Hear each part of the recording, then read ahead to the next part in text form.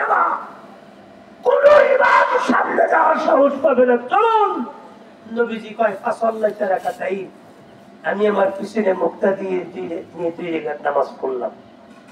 নামাজ পড়ার পর আল্লাহ পাক তার বন্ধুকে লইয়া যাবেন প্রথম আসমানে। মুফাসসিরিন তাফসীরের মধ্যে রাখে বুরাক চলবে না, বুরাক ডিরেক্ট। এখন আল্লাহ পাক জান্নাত থেকে আরেকটা বাহন পাঠাইছে, তার নাম হলো রফরফ। রফরফের গতি পাওয়ার বুরাকের গতি পাওয়ার চাইতে আরো কয়েক হাজার গুণ বেশি। এবার রফরফটা বুরাকের চাইতে আর একটু উঁচু। আমি এইখানে কি বিশিল বুঝাইতে চাইতে বুঝুন, নবীজি কেমনে ওই দুটা রফরফের উপরে নামতে চলবে। আমাদের বাংলাদেশের মধ্যে বর্তমান ভাইরাল গোর দৌড় দেওয়ার গোরসোয়ার হয়, তুস্তিমান একটা মেয়ে আছে জয়পুরহাটের তস্তিকায় কথা বল, ওই কেজি ঘোড়ার উপরে চললেই সেগুলো জোগাড় দেয়, হাতে করা দেয়। তার মানে বাংলাদেশের মধ্যে কোন চ্যাম্পিয়ন গোর দৌড় ওই মহিলা দেখবেন, বড় বড় উঁচা উঁচা ঘোড়া ওই নামতে ওঠে, অথবা কোনো ওই ঘোড়ার যারা মালিক, যারা খেলার টিম নিছে, ওরা ওকে হাত ধরে উঠা দেয়। কিন্তু বেশি ওই রপ্রগুর চলবে কেমনে? তাই পয়গম্বর আবার ওই পাথরের উপরে, আল্লাহর প্রদত্ত পাথরের উপরে পয়গম্বর বন্ধুর দাঁড়ায় গেলেন।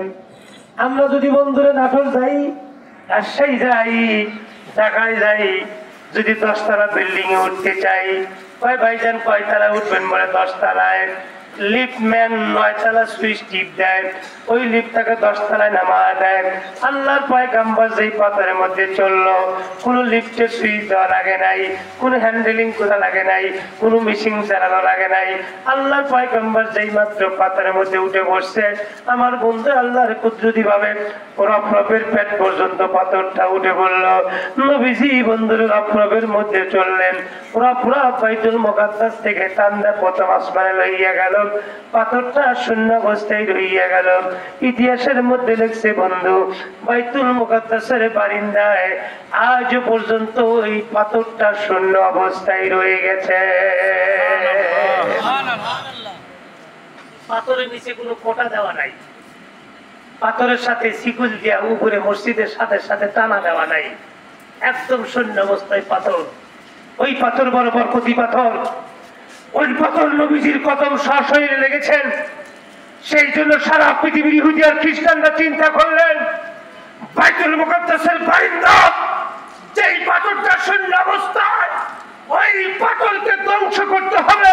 সেই সারা পৃথিবীর আমেরিকার মতো শক্তিশালী রাষ্ট্র, কুয়েত কাতার শক্তিশালী রাষ্ট্র যারা আছেন, ইসরায়েলের সহ শুরু করে সারা পৃথিবীর ইহুদি আর খ্রিস্টানদের সকল শক্তি ঐক্যবদ্ধ আন্দোলন করে ওই পাথর নিচে নামাইতে চেয়েছেন, ওই পাথর চূর্ণ বিচূর্ণ করতে চেয়েছেন।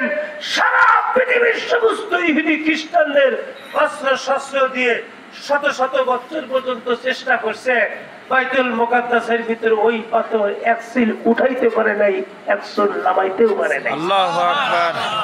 পাথরের একটা সিলটি যে বেড়া দিয়া হাতুর দিয়া বাইরে একটা চটা তোলা, পৃথিবীর কোনো মানুষ ওইটা চটা উঠাইতে পারে নাই, ইহুদি আর খ্রিস্টানরা। এই সময় আজ থেকে প্রায় বেশ কিছু বছর আগে এই আইনটা, আমার তারিখটা 3 তারিখটা ঠিক নাই, ওই সময় ছিল মিস্টার ডব্লিউ বুশ ছিলেন আমেরিকার সরকার। ওই জেরুজালেমের বাইতুল মুকাদ্দাসের ইহুদি আর খ্রিস্টানরা যায় মিস্টার ডব্লিউ বুশের কাছে যা দরখাস্ত দিয়ে তারা এই আইনটা পাশ করলেন। কেন? সারা পৃথিবীর মুসলিম কান্ট্রির মুসলমানরা সরাসরি বাইতুল মুকাদ্দাসের এরিয়ার মধ্যে ঢুকতে পারবে না। কেন ঢুকতে পারবে না? এই পাথর হলো বরকতি পাথর, নবীর কদম লাগছে, এই পাথরটা স্পর্শ করবে, এই পাথর যারা সচক্ষে দেখবে তাদের ঈমান মজবুত হয়ে যাবে। আমরা crore crore billion billion dollar মুসলমানদের দেশে ব্যয় করতেছি মুসলমানদের ঈমান আর আকীদা নষ্ট করার জন্য।